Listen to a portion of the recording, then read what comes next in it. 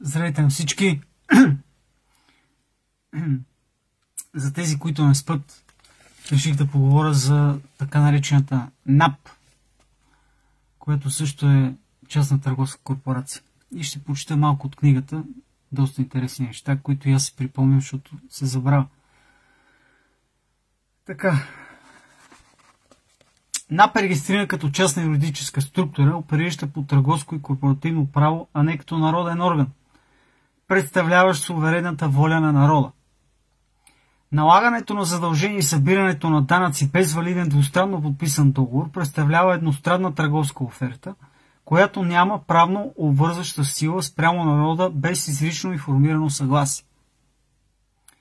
Нито НАП, нито нейните агенти притежават валидна юрисдикция да обвързат народа на България с търговски условия без реален договор и потвърдено съгласие. Остете ги тия глупости до ПК и там разни такива неща. Така, всички действия на НАП без такива документи представляват правна манипулация, самоуправство, изнудване и злоупотреба с доверие. Така, не съществуват представени валидни документи, подписани с реален подпис, с които НАП да докаже, че е създадена като народен орган от народа на България.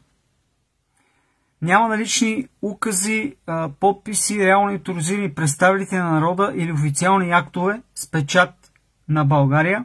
Всъщност това с печата не е окей, но няма значение, които да легитимират НАП като орган, упражняващ власт над народа. НАП не е народен орган. Това е частна фирма, която ни тормози да й плащаме така наречените данъци. След малко ще разберете какво означават данъци. Това си е рекет. Законен. Така. Липсата на такива документи доказва, че НАП функционира като частна корпоративна структура с търговски цели, а не като законен представител на волята на народа. До настоящия момент няма представени документи, доказващи, че НАП е създадена и упълномощена чрез волята на народа на България. Това са неща, които забравих да кажа в началото. Съм изисквал от така наречените НАПаджи, както и на всички институции, да ми представят този документ, които те естествено не са ми го представили. И това са заключителни договори, тъй като всяко едно мълчание или липса на отговор, от която да била институция, или отговор е под формата на някакви глупости, като хиксове или примерно отговорите не са свързани по същество с нещата, това е бягане от отговорност и пак означава съгласие. Това се нарича мълчаливо съгласие по морското право. Така. Създаването на НАП е извършено чрез вътрешни корпоративни актове на юридически лица, опериращи в рамките на корпоративното право на Република България, без реален акт на народната воля.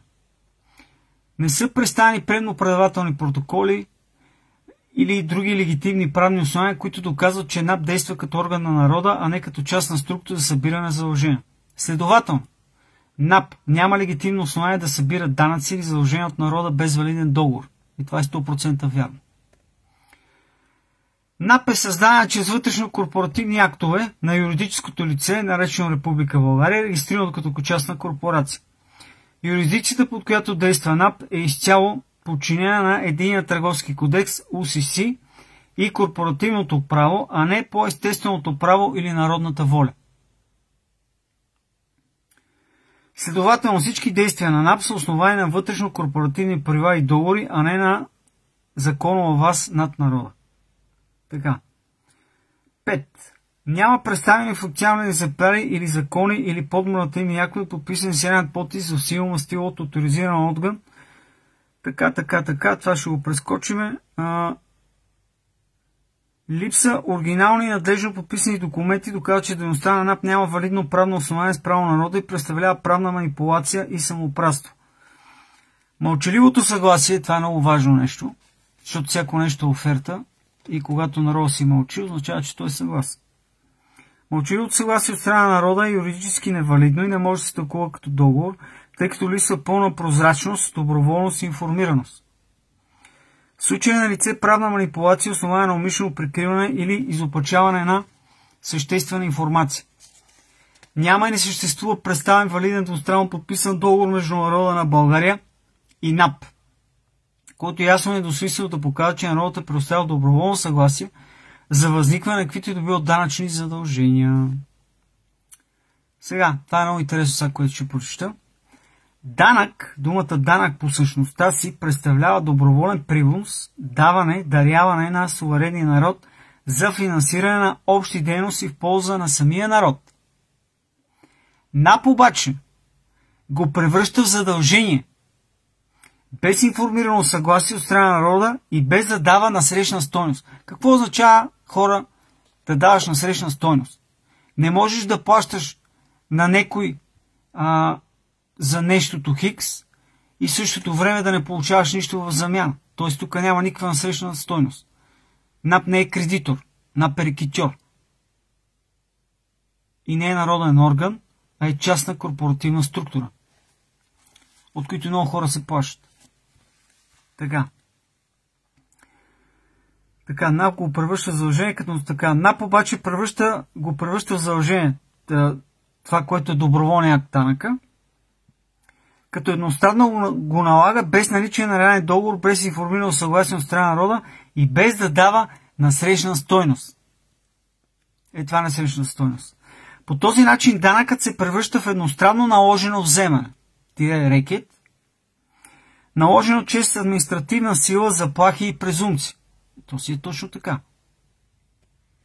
Принуждаване, заплахи и така нататък.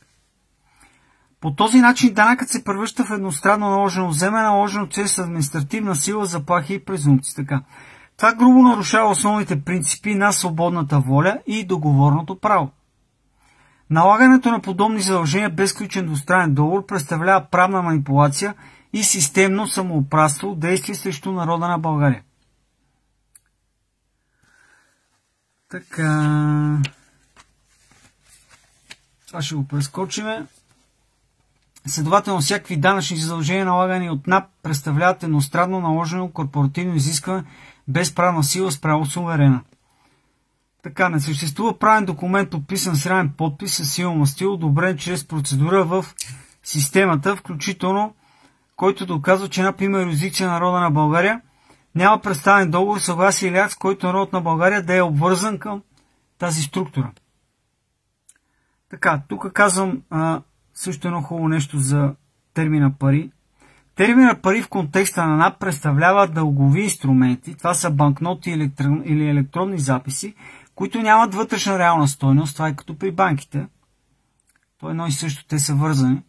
Те си така организацийка. Банкнотите и електронните плащания, с които НАП събира така наречените данъци, са част от фиатна система за създаване на задължения, а не истински пари със стойност, обезпечени с злато или други реални активи. Следователно, събирането на данъци от НАП е събиране на фалшива стойност, основана на правна заблуда. Тази система е създадена с цел да държи народа в бедност и си е точно така. Така, чрез непрекъснато икономическо източване и манипулация на стойността. Тези задължения, самата дума задължения, мили хора, е една от най-големите манипулации. Задължени са ни всичките институции на нас, включително и така наречената държава, защото ползват нашите ресурси, нашата земя и всичко останало. Те са го извъртяли точно на обратното. И са го направили точно ние да сме задължени. Както с банките, нали, това съм го казал много пъти и пак ще го казвам в всеки такъв лайф. Всеки от нас е кредитор. Банките правят така, че те да изглеждат кредиторите. Те са тежките, те са терикатите, ние сме балъците. Не хора, ние сме кредитори. Не са банките. Ние сме истинските кредитори. И на никой на нищо не дължиме, не сме никакви дължници на никой. Всички тия, които играят ролята на вас, са ни дължници на нас. Няма значение напли са, мапли са и така нататък и така нататък. Така. Задълженията към НАП не са истински задължения по естествено право, а фалшиво наложени търговски вземания, подчинени на вътрешно-корпоративното право на Република България, НАП и останалите по веригата. Събраните от НАП данъци не постъпват, тук това е много интересно, Събраните от НАП данъци не постъпват директно в полза на народа, а средства се управляват от частни корпоративни структури, свързани с Република България, като юридическо лице, които следват корпоративни интереси, а не интересите на суверенния народ. Данъците се използват за финансиране на търговски операции, плащане на външни дългове към международни финансови институции, лобистки проекти и поддържане на корпоративен апарат на властта. Властта е власт, защото ние я признаваме за такава. Следователно, данъчната система, управлявана от НАП, представлява система за икономическо заробване. Хора. Нищо друго не представлява тази система. Рекетьорска. Така. А не механизъм за защита и подкрепа на нас. Точно обратното е. Така наречените данъци са средство за обслужване на чужди корпоративни и глобалистски интереси, а не на българския суверен. Така, чакай сега тук някакви документи. Има сега какво ще прочетем още. Чета между другото книгата. Не съм я чел отдавна. НАП действа като частност така, на без легитимна така. Такъв дума представя. Добре, не ще странно така, не е представено никакво доказателство. Добре. Ами, да не чета в повече, да не досаждам. Ето е книгата. Знаете къде може да намерите. Може да си купите на хартиен носител. Има е безплатно в живите.com. Може да си стегите безплатно. Така, се сетих просто да, понеже не съм говорил за господата от НАП, това, което искам да завърша. Аз също имам фирма, която от 8 години работи. За 8 години не мога да кажа колко пари съм им дал на тези.